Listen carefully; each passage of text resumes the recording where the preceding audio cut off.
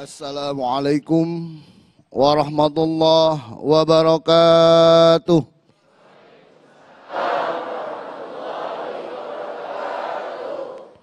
Alhamdulillahilladzi ja'alna min ahli la ilaha illallah.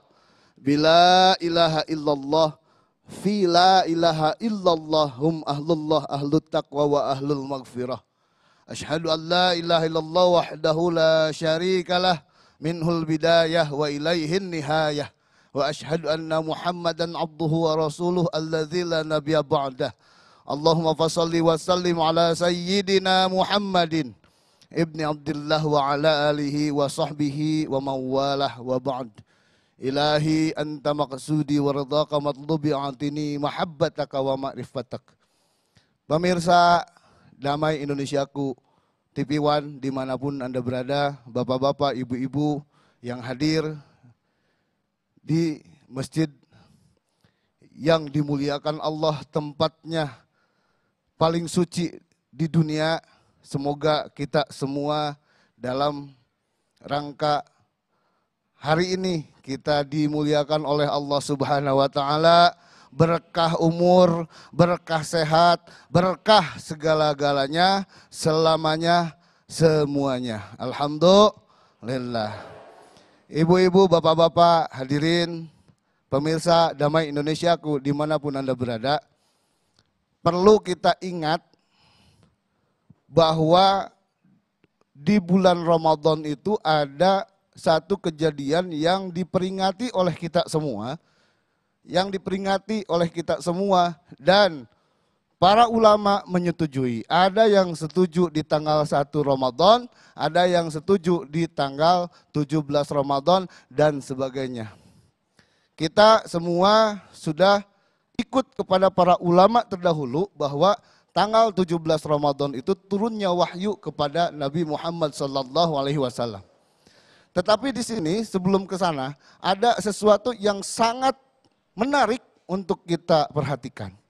Rasulullah SAW adalah manusia suci yang dilahirkan di bulan Rabiul Awal.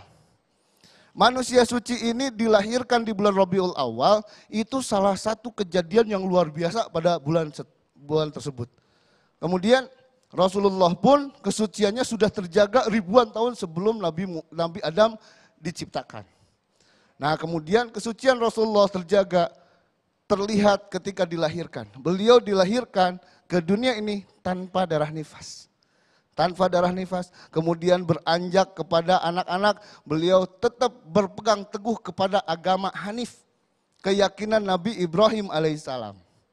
Nah, kemudian setelah beranjak dewasa, terus terjaga kesuciannya, hingga berumur 38 tahun. Menurut riwayat 38 tahun, menurut riwayat yang lain 39 tahun, menurut riwayat yang lain di umur 40 tahun. Rasulullah selalu melakukan tahanus.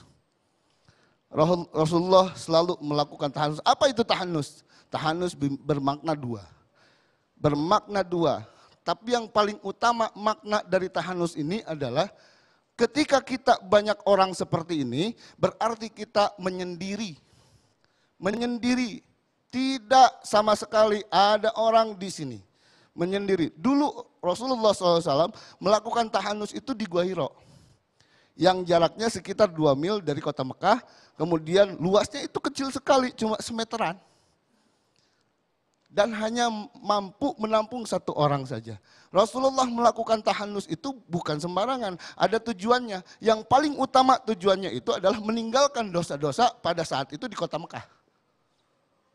Masyarakat kota Mekah yang saat itu jahiliyah, dipenuhi otaknya dengan kebodohan, dipenuhi dengan kegiatan-kegiatan yang merusak, dipenuhi segala macam dosa-dosa yang betul-betul tidak bisa membuat Rasulullah berpikir terlalu banyak. Bagaimana caranya? Itu masyarakat, membenahi masyarakat seperti itu. Makanya Rasulullah datang ke Gua Hiro untuk merenung bagaimana caranya. Dan menjauhi dosa-dosa itu. Menyendiri di Gua Hiro itu adalah tahanus. Dan tahanus itu sendiri ketika sedang menyendiri itu adalah menghilangkan diri kita. Menghilangkan diri kita, bagaimana caranya supaya kita menghilang. Nah ini adalah salah satu cara untuk betul-betul meyakinkan bahwa keimanan Rasulullah itu terjaga. Seperti halnya tukang mancing, Ibu. Tahu tukang mancing? Tukang mancing itu selalu fokus terhadap umpan dan selalu fokus terhadap pelampung. Ketika dilempar itu pancingan, itu selalu fokus terhadap umpannya. Itu adalah tauhid. Tauhid yang luar biasa. Kalau dikatakan itu tauhid, itu keyakinan. Tidak ada lagi yang diperhatikan oleh tukang mancing. Seperti halnya Dasamuka, Ibu tahu Dasamuka? Rahwana. Rahwana mukanya banyak. Tangannya ada 10 sebelah kanan, kiri 10. Tetapi di hatinya cuma satu, yaitu Dewi Sinta. Nah ini juga kita diberikan pelajaran oleh Rasulullah ketika menyendiri dari keramaian itu. Menyendiri dari keramaian itu, melakukan tahanus ke Gua Hiro itu untuk apa? Untuk menghindari dosa-dosa saat itu yang terjadi di kota Mekah itu ketika ada perempuan yang dilahirkan oleh seorang ibu, dilahirkan, dibunuh langsung. Kemudian mabuk-mabukan, main perempuan dan sebagainya. Banyak sekali. Dan saat ini kita mengalami itu. Zaman ini kita mengalami itu. Nah makanya tahanus itu adalah merenung, mencari siapa diri kita, sudah seperti apa kita, sudah seperti yang diharapkan oleh Allah atau belum. Kita diharapkan oleh Rasulullah SAW, Rasulullah turun ke muka bumi untuk menyempurnakan akhlak kita. Tetapi dengan tahanus ini kita betul-betul diajarkan untuk menyendiri dulu, untuk menghilangkan kita dulu, dan untuk meninggalkan dosa yang betul-betul menjadi ancaman bagi kita untuk melupakan yang namanya keimanan yang luar biasa kepada Allah Subhanahu wa taala.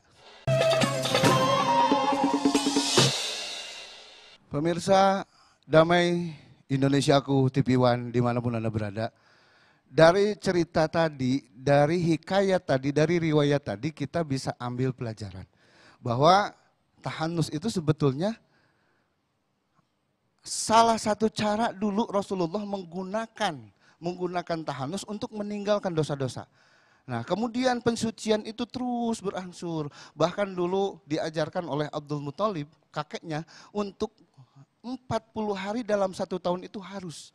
Nah kemudian siapa saja yang melakukan itu?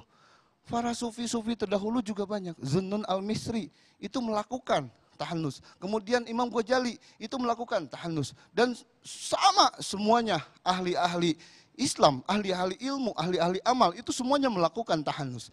Nah sebelum wahyu turun itu tahanus dilakukan di Gua Hiro.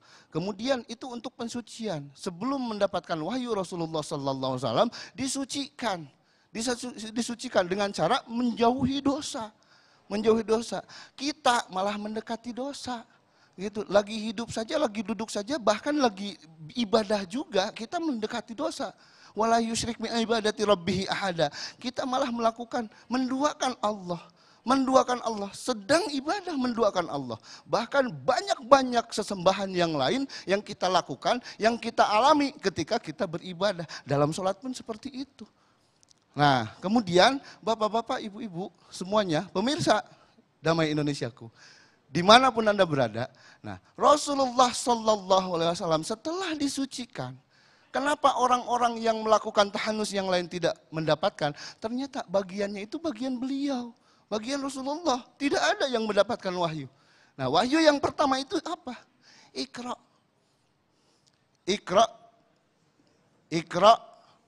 3 kali dibacanya.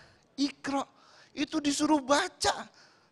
Sebetulnya Iqra di situ Rasulullah disuruh baca. Saat itu kita tahu bahwa Rasulullah itu ummi, tidak bisa baca. Yang sebenarnya bukan Rasulullah yang tidak bisa baca. Kita yang harus membaca siapa Rasulullah, apa Rasulullah, seperti apa Rasulullah.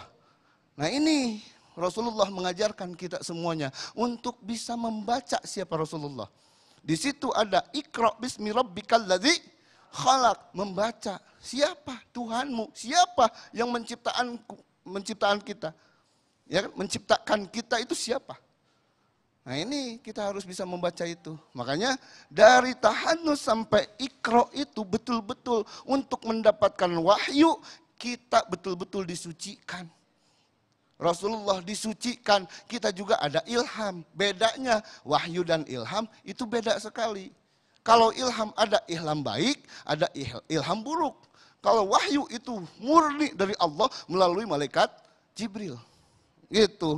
Nah, di sini kita ditantang untuk lebih yakin dan yakin kepada Allah Subhanahu wa taala yang sudah mewahyukan kepada Rasulullah bahwa kita harus bisa membaca dari yang namanya tahanus tadi.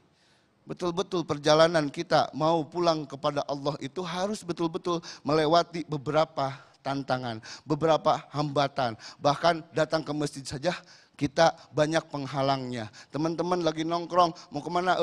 Mau ke masjid. Udah ngopi dulu sini, itu tantangan juga. Bapak-bapak mau ke masjid, dihalangin juga sama ibu-ibunya, istrinya. Banyak yang menghalangi. Itu bisa saja ibu-ibu menghalangi suaminya untuk datang ke masjid.